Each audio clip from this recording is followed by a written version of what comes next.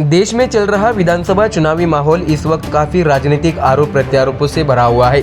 शनिवार को हरियाणा सहित जम्मू कश्मीर विधानसभा का चुनावी मतदान समाप्त हुआ और इन दोनों विधानसभा के एग्जिट पोल भी सामने आने लगे हैं और इन दोनों विधानसभा चुनावों में इंडिया अलायंस बढ़त लेता स्पष्ट दिख रहा है। तो वही आने वाले नवंबर में महाराष्ट्र का विधानसभा चुनाव भी होने जा रहा है।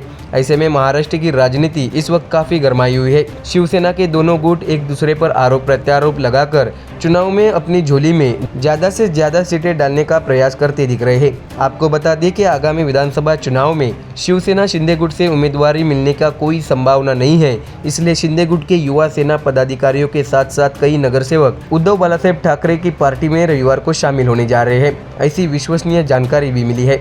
माना जा रहा है कि विधानसभा चुनाव में महायुति के कल्याण डोंबिवली में उम्मीदवारों को रोकने की रणनीति है।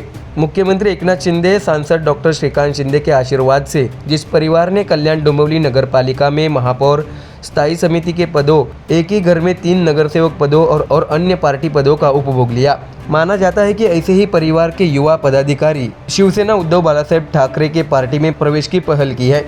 विश्वसनीय जानकारी है कि शिंदे गुट के करीब 12 नगर सेवक इस युवा पदाधिकारी के नेतृत्व में शिवसेना उद्धव बालासाहेब ठाकरे की पार्टी में शामिल होंगे। आपको बता दें कि डोंबिवली निर्वाचन क्षेत्र जनसंघ के समय से ही भाजपा का पारंपरिक गढ़ रहा है। जगन्नाथ पाटिल से लेकर रविंद्र चौहान तक इस निर्वाचन क्षेत्र का नेतृत्व करते हैं।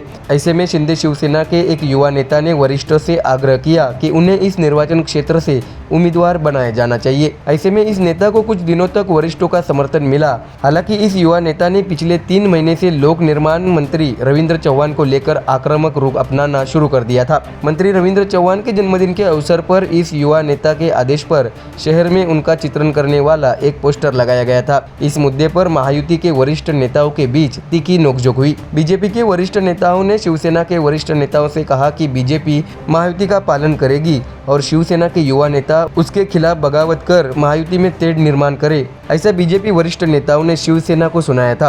इसके बाद शिंदे पिता पुत्र ने डोंबिवली में युवा नेता को किनारा कर दिया।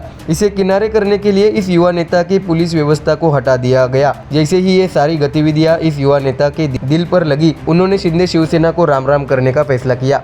आपको ये भी बता दें कि इस युवा नेता ने गणेशोत्सव के दौरान अपने पीढ़ीगत दुश्मन के घर जाकर भगवान गणेश के दर्शन करने के लिए कोई झिझक नहीं दिखाई। इससे कई लोग हैरान रह गए। माना जा रहा है कि शिवसेना ने इस युवा नेता को अपने चंगुल से छुड़ा लिया है, क्योंकि अगर इस युवा नेता ने शिवसेना के कई नगर सेवकों के साथ बगावत की तो इसकी कीमत महायुति को चुकानी पड़ेगी। इस युवा नेता ने कल्याण डोंबिवली में अपने परिचितों के बीच लगभग 12 नगर सेवकों और पदाधिकारियों को एक गुट बनाकर उद्धव बालासाहेब ठाकरे की पार्टी में शामिल होने की तैयारी की है। समझा जाता है कि पार्टी प्रवेश का यह कार्यक्रम मातोश्री पर होगा। आपको बता दें कि एक पूर्व नगर सेवक जो कल्याण पूर्व में विधानसभा चुनाव में रुचि रखते हैं, लेकिन उन्हें शिवसेना से नामांकन मिलने की संभावना नहीं है, वह भी इन युवा कार्यकर्ताओं के साथ पार्टी में शामिल होने जा रहे हैं। ऐसे में पिछले 44 वर्षों से शिवसेना ठाकरे गुट में निष्ठापूर्वक काम कर रहे पदाधिकारियों और कार्यकर्ता इस सब से परेशान हैं। चर्चा है कि शिंदे गुट के बागियों को ठाकरे गुट के किचन कैबिनेट से प्रवेश दिया जा रहा है। इस संबंध में ठाकरे गुट के स्थानीय पदाधिकारियों ने पार्टी प्रमुख उद्धव ठाकरे से मुलाकात की